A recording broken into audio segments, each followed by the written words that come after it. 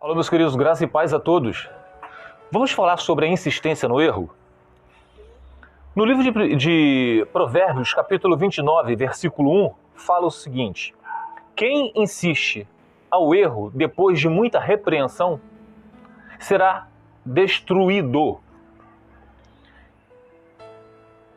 sem aviso e irremediavelmente. Então, aqui diz que será destruído depois de muita repreensão. Deus não deixa, meus amados, ninguém sem ensino, sem advertência. Não há desculpa para nada quando nós chegarmos diante dele, do Senhor, e alegar que nós não ficamos sabendo de nada. Não. Ele nos instrui através de vídeos na internet, através de uma pregação na igreja, através de um filme na televisão, através de um louvor, de uma música, até de uma música pagã. Deus usou pessoas, exércitos pagãos, como o rei Ciro, Nabucodonosor. Tudo bem que Nabucodonosor no final ele foi salvo, ele se rendeu ao Deus de Israel. Mas Deus usa quem ele quer. Usou uma jumenta. Então, meus amados, não há desculpa para nada disso. E no nosso meio, existem muitas pessoas que tendem a dizer, não existe igreja perfeita. Que se você procurar a igreja perfeita, você não vai encontrar. Você vai ser mais um desigrejado, segundo a palavra dessas pessoas. Amados, é óbvio que a igreja é lugar de pessoas que vão procurar por um conforto espiritual. Eu estou falando aqui de religião. Pessoas procuram não só a igreja evangélica, como conforto espiritual em igrejas católicas, procuram no Umbanda, no kardecismo, no Seixinoye, por aí vai. A religião foi inventada pelos homens, justamente para poder ligar um homem a Deus, mas isso é impossível. Como a própria palavra diz, que não há quem busque a Deus. Então somente Deus nos buscando. Por isso que a religião frustra. A pessoa continua com um vazio na alma. E esse vazio ele está esperando ser preenchido pelo Espírito de Deus, o Espírito Santo. Por isso que Deus, desde o princípio, colocava um coração novo, como diz no livro de Ezequiel. Colocava um espírito novo na pessoa. Esse é o nascer de novo. Aquele primeiro homem de Adão, pecador, esse morreu. Tudo se fez novo, com a graça divina. Esse é o nascer de novo. Vocês ficaram perfeitos? Óbvio que não. Nós ainda estamos nesse mundo. Nós somos estrangeiros nesse mundo. Nós não pertencemos a esse mundo. Tá? E todos somos criaturas de Deus, mas nem todos são filhos de Deus. As pessoas fazem uma enorme confusão numa coisa tão simples de entender. E vamos nos remeter agora para o livro de 1 Coríntios, capítulo 5, do versículo 1 ao 11. Diz o seguinte, deixa eu botar o óculos aqui para eu poder enxergar melhor. A imoralidade na igreja. Por toda parte se ouve que há imoralidade entre vocês. Imoralidade que não ocorre nem entre os pagãos, nem no mundo, aqueles que não creem em Jesus. Não há tanta imoralidade como está acontecendo aqui, onde o apóstolo Paulo falou para esses irmãos que estavam fechando os olhos para essa imoralidade. Ao ponto de um de vocês possuir a mulher de seu pai. Alguém que dizia ser cristão, estava se deitando com a mulher do pai. E vocês estão orgulhosos. Não deviam, porém, estar cheios de tristeza, expulsar da comunhão aquele que fez isso? Coisas que não se faz hoje em dia. Olha, eu acabei de ler para vocês ali no livro de Provérbios, capítulo 29, versículo 1, repetindo. Quem insiste, tá, no erro depois de muita repreensão. Então, para expulsar esse irmão no meio deles, tem que haver muita repreensão. Você está errado. Não é fazer fofoca na igreja. Primeiro você vai lá repreender o irmão. Ele continua para a prática do pecado. Você vai levar ao representante local, ao presbítero, ao ancião. E esse vai advertir ele. E se ele continuar no erro, aí sim vocês levam toda a assembleia. E ali ele será envergonhado perante os irmãos. Continuando aqui. Apesar de eu não estar presente fisicamente, estou com vocês em espírito. E já condenei aquele que fez isso, como se estivesse presente. Quando vocês estiverem reunidos em nome do Senhor Jesus, comunhão, reunidos como eclésia, como igreja, tá? Estando eu com vocês em espírito, estando presente também o poder do nosso Senhor Jesus Cristo. Entreguem esse homem a Satanás para que o corpo seja destruído e o seu espírito seja salvo no dia do Senhor. Entregar a Satanás. Muitos, amados, têm uma interpretação errônea nisso aqui. Segundo o que eu vejo, né? Quem sou eu para falar que o outro irmão está errando? Muitos dizem que entregar isso para que o corpo seja destruído no dia do Senhor, eles alegam isso aqui para ele morrer. Eu vejo quando você entrega esse homem a Satanás, você está entregando ao mundo. Não está fazendo com que ele esteja em comunhão com o Senhor junto com vocês. Entrega a Satanás para ver se ele se arrepende. Continuando. O orgulho de vocês não é bom. Ah, minha igreja é ótima. Ah, olha só como é que a minha igreja é ótima. Está cheia de pessoas. Olha como tem dízimos. Olha o orgulho que essas pessoas sentem hoje em dia de tantas igrejas. O que adianta? Receber dízimos de bodes, de joios. É isso que acontece nas igrejas de hoje, tá? O orgulho de vocês não é bom. Vocês não sabem que um pouco de fermento faz toda a massa ficar fermentada. O que acontece hoje em dia? Eu falo sobre a família. O divórcio.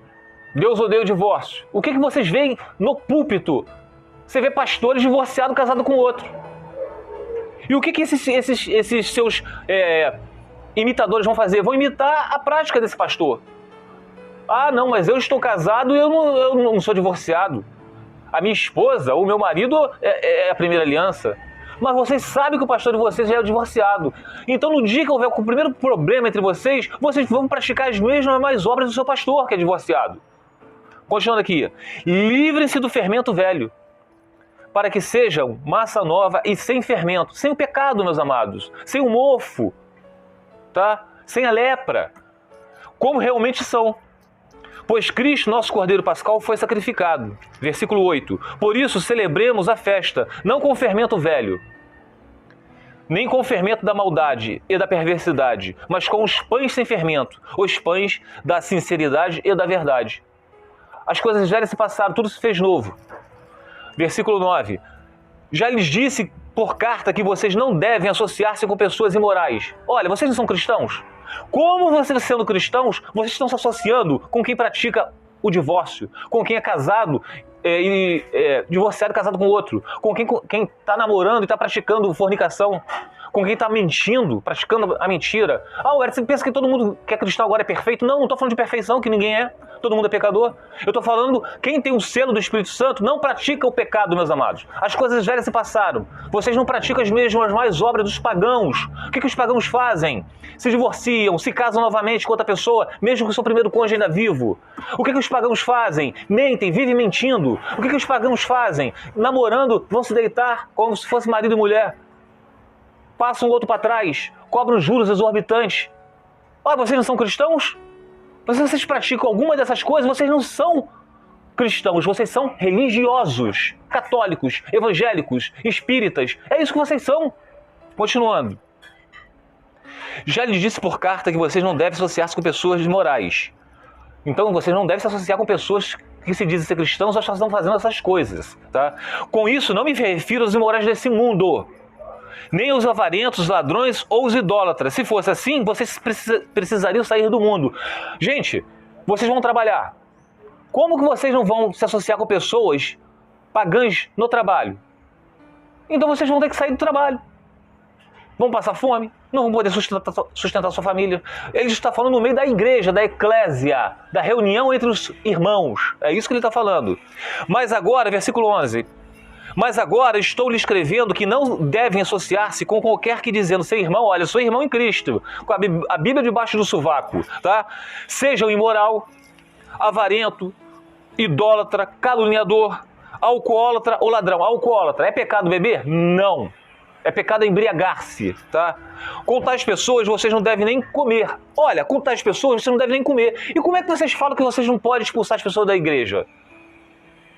Que a igreja é lugar de doentes. Amados, vão ler Bíblia.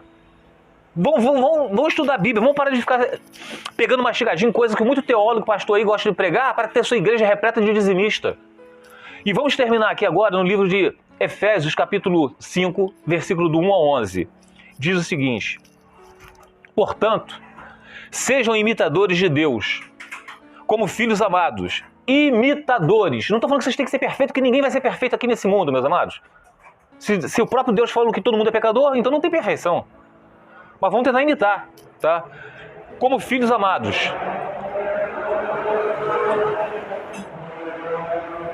E vivam em amor. Então, viver em amor. O que é viver em amor? Tem uma passagem no Novo Testamento, agora não me recordo qual é, que fala: aqueles que me amam praticam os meus mandamentos. Amados, eu não estou falando que vocês são salvos porque vocês praticam os mandamentos. Não. Vocês só fazem as coisas de Deus porque vocês são salvos. É um resultado. E não vocês têm que fazer algo para poder ser salvo. Porque não é por obras. Tá bom? Então, continuando. E vivam em amor como também Cristo nos amou e se entregou por nós como oferta e sacrifício de aroma agradável a Deus. Entre vocês, olha, preste atenção, entre vocês não deve haver nem sequer menção de imoralidade sexual. O que é imoralidade sexual, meus amados? É pai transando com filha, fazendo sexo com filha. O que é imoralidade sexual? É fazer sexo antes do casamento. O que é imoralidade sexual? É a pessoa estando casada e fazer sexo fora do casamento. O que é imoralidade sexual? É a pessoa que se divorcia e se casa com outra pessoa, mesmo que o seu primeiro cônjuge ainda vivo. Isso é certo diante das leis dos homens, dos pagãos, e não das de Deus. Isso também é imoralidade sexual, como muitas outras aqui, para não me estender. Como também de nenhuma espécie de impureza e de cobiça, pois essas coisas não são próprias para os santos. Santos quer dizer aquele que tem o Espírito de Deus, tá? Não haja obscenidade, nem conversas tolas, nem gracejos imorais, que são inconvenientes, mas ao invés disso, ações de graças. Porque vocês podem estar certo disso, 2 pontos. Nenhum imoral. Imoral o que é? Quem se casou com outro depois do divórcio é um imoral, porque isso é adultério. Quem transa antes do casamento, faz sexo antes do casamento com a namorada, é uma fornicação. E muitos outros. Nenhum moral, ou impuro, ou ganancioso, que frustra o casamento, larga o marido ou a esposa por ganância de dinheiro, cobiça. Nenhum ganancioso que é idólatra. Isso tudo é idolatria. Quando você larga o teu marido por causa que você vai ser feliz com outro homem, porque ele pode te proporcionar aquilo que o seu marido não proporcionou, ou você passa alguém para trás por causa da vaga de emprego, por causa de dinheiro, entende? Nenhum ganancioso que é idólatra, isso tudo é idolatria. Tem herança no reino de Deus. Ninguém os engane com palavras tolas. Ninguém os engane com palavras tolas, que vai dizer o quê? Que se você for divorciado e casado com outro, Deus vai perdoar. Vocês podem se casar com outro que Deus perdoa. Isso aí são enganos com palavras tolas, tá? Pois é por causa dessas palavras tolas que vem a ira de Deus. Vem sobre os que vivem na desobediência. Vocês estão obedecendo o que o pastor, o teólogo diz, mas não é o que a palavra, a sã doutrina diz, tá? Portanto, não participe com eles dessas coisas.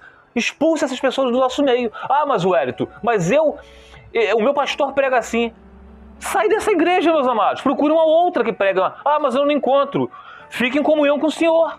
Estude a Bíblia até vocês encontrarem uma igreja que prega a palavra do Senhor, tá? Porque outrora vocês eram trevas, mas agora são luz no Senhor. Vivam como filhos da luz e não como filhos das trevas, pois o fruto da luz consiste em toda bondade, justiça e verdade. E aprendam a discernir o que é agradável ao Senhor. E terminando aqui, não participem das obras infrutíferas das trevas, antes exponham à luz. Então, meus amados, não participe das obras infrutíferas desses teólogos, desses pastores, dessas igrejas que pregam que se vocês são divorciados, casados com outro, vocês podem se casar com outro que Deus vai perdoar. Vai levar vocês para o inferno. Não se deite com a sua namorada como se fosse marido e mulher. Isso é fornicação. Não passe ninguém para trás. Não cobice aquilo que não vem de Deus. Não frustre o casamento de vocês, porque vocês creem no seu coração que vocês podem ser felizes se você largar sua esposa ou seu marido por causa de alguma cobiça financeira, seja o que for. Com outra pessoa você é feliz. Lembre-se, o coração do homem é enganoso. Meus amados, então, não insistam no erro, tá bom? Fiquem os irmãos na paz do Senhor Jesus.